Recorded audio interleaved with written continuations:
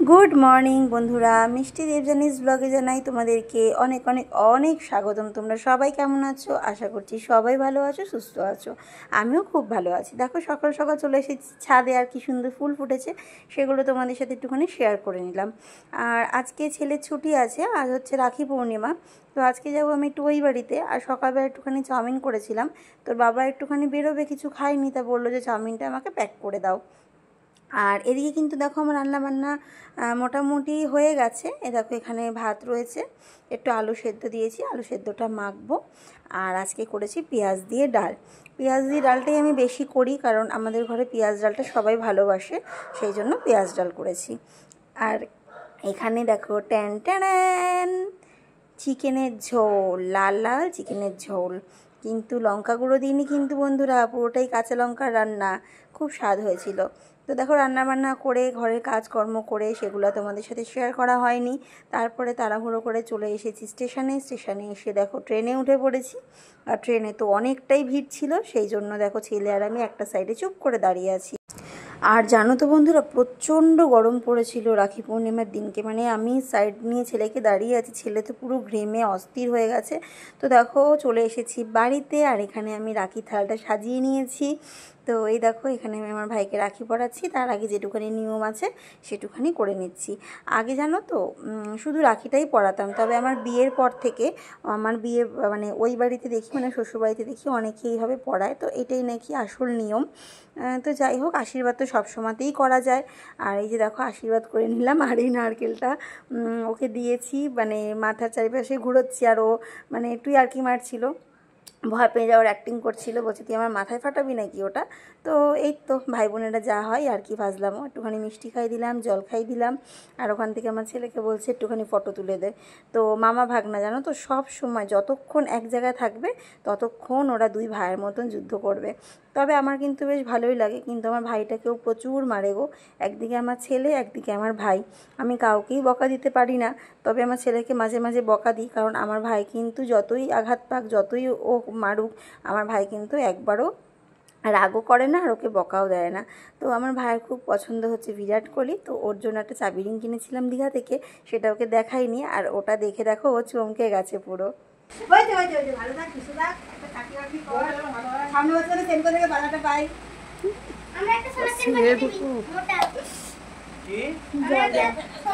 তো যাই হোক বন্ধুরা, এখানে একটুখানি মজা করে ভাইয়ের সাথে আর কি মারছিলাম।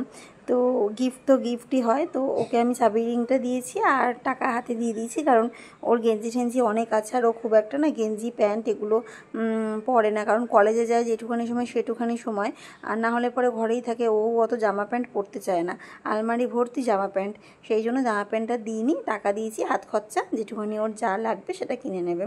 আর এই দেখো এখানে আমার ছেলেকে রাখি পরাচ্ছে আমার দিদান। তো ছোটো থেকেই আমার দিদান ওকে রাখি পরায়, আমার দিদানও পরায়, মাও পরায়। তো ওই বাড়িতে তো 3 দিদির রাখি পরা কমপ্লিট হয়ে গেছে, আর এই যে এখানে এখন বড় দিদা, মানে ওই বড় দিদি পরাচ্ছে, এরপরে আমার মা পরাবে। আর দিদান কিন্তু আমার ভাইকেও রাখি পরায়। দেখো এই রাখিটা কি সুন্দর না, এটা ফুলের রাখি, এটা আমার ছেলের জন্য এনেছিল, কিন্তু আমার ছেলে নাকি রাখিটা পছন্দ হয়নি, পরবে না, তো সেই জন্য আমার ভাইকে এই রাখিটা পরিয়ে দিল দিদান। তো ওদিকে দিদানের রাখি পরানোর পালা শেষ, আর এদিকে আমার ছেলের দিদা ছেলেকে রাখি পরাচ্ছে। তো মা দেখো ছেলেকে রাখি পরিয়ে দিল, আর এই যে একটুখানি মিষ্টি দিয়ে দিল, আর ওই প্রদীপের আলো দিয়ে একটুখানি মাথায় ওই আশীর্বাদ মতন করে দিল, এই হচ্ছে ব্যাপার। আর ছেলে হাতে গিফট নিয়ে ঘুরছিল, তো ছেলে গিফটটা দিল মাকে। তো এটা একটা দরকারি জিনিস, মায়ের দরকার ছিল। তো যাই হোক, আর এই যে দেখো এখানে চলে এসেছি ভাইয়ের বাড়িতে। এটা হচ্ছে আমার মাসির জায়ের ছেলে, জানো তো। এবার ওদের সাথেও আমাদের খুব একটা ভালো সম্পর্ক, মানে আমার ছেলেকে ছোট থেকেই, মানে যে পুচকিটাকে যেরকম দেখছো তখন, মানে আমার ছেলে এখন এরকম ছিল, তখন থেকে এই যে এই পুচকি মেয়েটা, তখন থেকে ওকে কোলে নেওয়া, ওর সাথে অনেকটা সময় কাটানো, খেলাধুলা করতো। তো হিসাব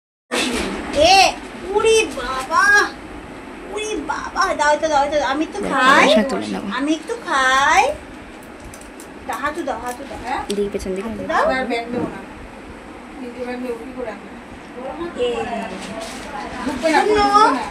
দেখাও এটা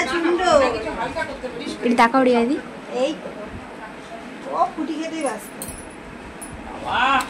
দেখো ওরে বলছি সেটা দিয়ে ফুটিটা ও খুললা বলে খুলে দেয় দিয়ে নিজে এটা কেমন বলো আগে, বলো এটা কেমন?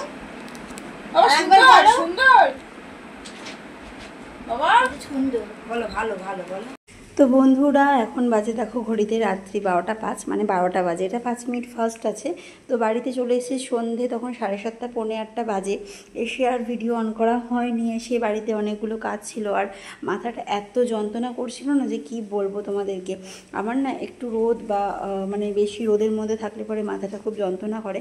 তো যাই হোক, যেহেতু ছেলের পরীক্ষা শুরু হয়ে যাচ্ছে ওই জন্য দেখো ছেলেকে নিয়ে এসে অনেকক্ষণ ধরে পড়তে বসিয়েছিলাম। তারপর খাওয়া দাওয়ার পরে আবার ছেলেকে নিয়ে এখন পড়তে বসিয়েছি।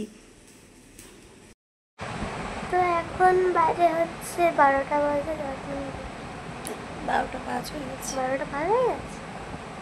তুমি বললে তখন পৌনে 12টা বাজে। না তাড়াতাড়ি শেষ করো না, একটু গুড নাইট বলে দাও সবাইকে, বলো গুড নাইট। Good night. তোমরা এখন ঘুমু করছো, আমি এখন পড়াশোনা করছি।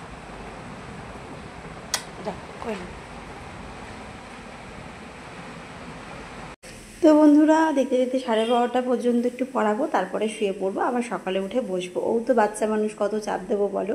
তো চোখ খুলে রাখতে পারছি না, খুব মাথা যন্ত্রণা করছে। আজকের ভিডিওটা এই পর্যন্তই, সবাই ভালো থেকো, সুস্থ থেকো, টাটা।